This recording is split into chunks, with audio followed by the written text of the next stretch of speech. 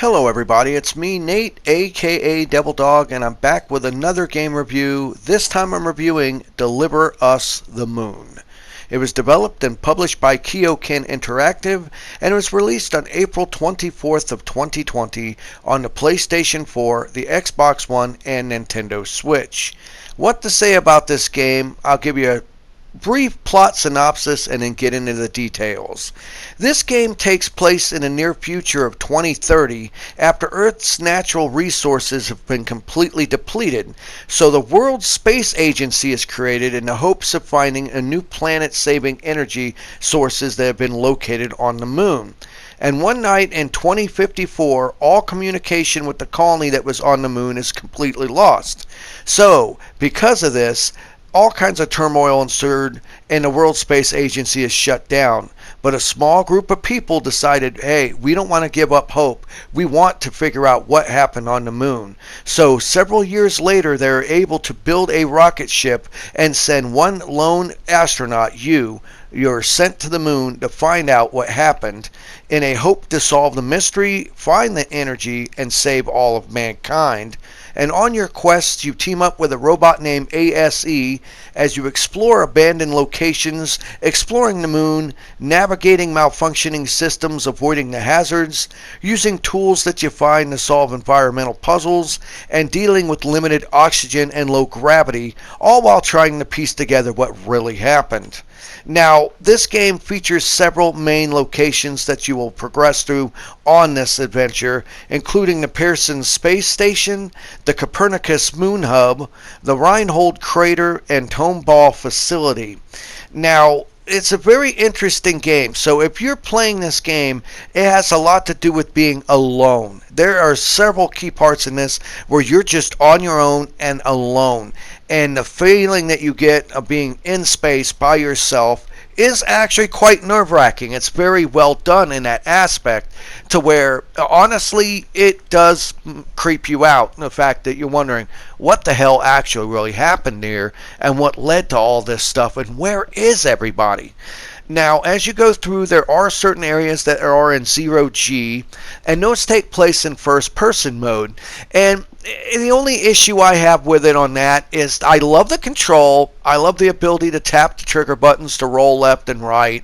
It's just you don't really see a body, so it kind of feels like you're distanced from the character. But other than that, the control and the feeling in first person is quite exhilarating. It's really interesting how they do it. Now, most of the other game is in third person as you control your astronaut as he's going to these different locations, finding items, finding collectibles, scanning things to get information, reading logs, and also seeing their form of telling you the story is with video logs and also these weird things where it looks like energy silhouettes of the people and what happened on the space station. And as you dive deeper into it, you realize there's a lot more that went down here than you expected. Now, once you get far enough along, you will get your little robot friend that you will rebuild. And once you do, this little guy is very helpful and adds a little bit of character to this game. Treat him like your BB-8, so to say, in this adventure. There's certain aspects where you're unable to get through areas and do certain things. And with your little robot friend, your ASE, you can control him to actually get into small spaces. He'll help spot locations, help open doors, and more. And from this point on, with your little robot buddy, it's an interesting game. Like I said, it focuses heavily on you being alone and audio logs, scannable items, and collectibles. And the main aspect of this game is I wouldn't really see it's not action oriented at all. There are action set pieces and some pretty nerve-wracking ones at that, but for the most part it's a very somber experience of you with this eerie music playing, this depressing music playing as you're going through trying to solve these environmental puzzles to keep getting farther along to find out what in the hell actually happened here. And everything needs power. That's the key thing with this. There's not an excessive amount of backtracking, but there is an excessive amount of battery fetch quests. Just about everything is broken and needs power, which makes sense because it's a really old, locations that you go to that have went into disrepair since there's no one around. But it seems to have a heavy focus on, okay, you need to reroute the power with batteries. You get batteries here, batteries there, batteries everywhere. And when you do, generally you'll open up the next area, but it always breaks something else. So you're in this constant struggle of trying to keep things working just enough for you to get through to your next, objective to progress the story and get your character through these areas. And like I said, the stuff is breaking all the time, and it can be kind of annoying. If you're expecting to pick this game up and get some sort of like Dead Space style adventure, it is not that. It is still eerie, it is still creepy, and it is still beautiful, but it doesn't have any jump scares in it. There's no monsters. There are monsters, but it turns out the monsters are us humans. That's right. But honestly, it's a very intriguing title, and I do like this.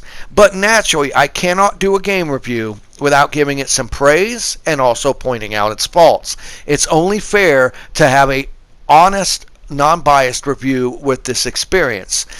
First of all, the graphics are very, very well done, but there are some instances where the texture work on certain things, like in the distance or certain items, is really, really chunky and poor. I mean, it's very noticeable, especially on planets and some other things throughout your adventure. You'll be like, ooh, that don't look good at all. I mean, it doesn't destroy the game, but honestly, it's something I noticed. And for a lot of the resolution of the textures on a lot of items being really well done, and for other things just to stand out really ugly, it's kind of odd. It really is. Now, the other thing is when you're in 0G, it handles great. But when you're in a third-person mode, I think the character feels like he's got this really kind of over-floaty sort of mechanics when he runs and moves.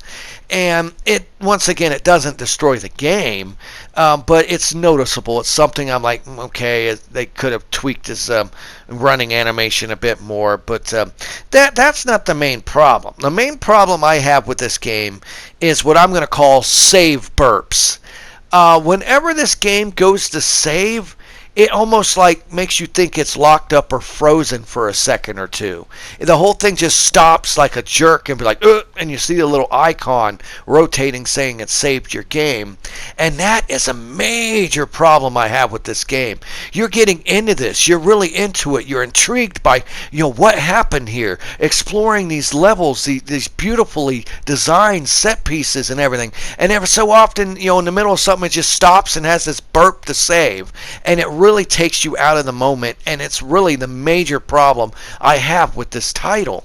Hands down, Deliver Us the Moon is a interesting game, but I almost feel like it should be called Deliver Us from Fixing, because honestly, this game is mostly an exploration puzzle title, in the fact if you are constantly trying to fix a problem just to have another problem occur while you progress through the storyline.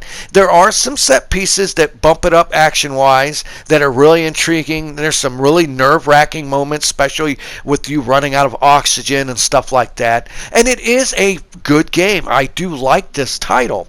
And the overall length isn't that bad for its price either.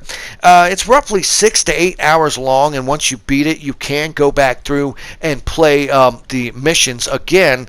And it's only about $20 to $25. So honestly, it's a good game, but honestly, I don't really think it has much replay value to it.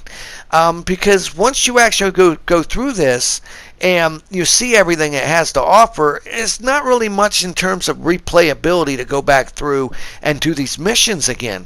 I mean, visually, the idea behind this game is very stunning. I love the artwork. I love the music. The music sets the tone beautifully for this title. And the graphics, for the most part, are really, really good, except for, like I said, how certain times certain textures on items are really, really bad. And it's a very intriguing story. It's a somber story. It's quite depressing, at least it was to me.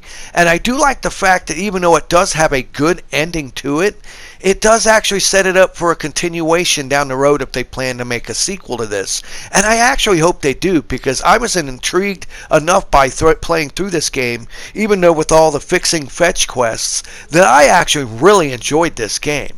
So, if you're looking for a new title to play and you ain't worried about it being an action-oriented heavy adventure and you like exploration, puzzle solving, and a good, decent story, for only $25, you get 6 to 8 hours worth of gameplay with us. I can actually recommend Deliver Us the Moon. It is an intriguing title. It's got some really good aspects to it. And in the end, I had a lot of fun with it. I can actually recommend it. Remember, this is strictly my opinion, and your enjoyment of this title may vary. You may find it super boring. But honestly, if you're not one of these people that doesn't have to be constantly thrilled with an explosion every 2 seconds, and you like a pretty deep story and really good somber moments and pretty decent level design, I can definitely recommend Deliver Us the Moon. Pick it up today. This was Nate, aka Devil Dog, and I want to thank each and every one of you for watching this video. Please hit the like icon, the thumbs up if you like this video. Leave a comment of what you think of Deliver Us the Moon. And remember, I always end my videos by saying, have fun, play hard, and remember, people, the devil is in the details. Peace out until next time.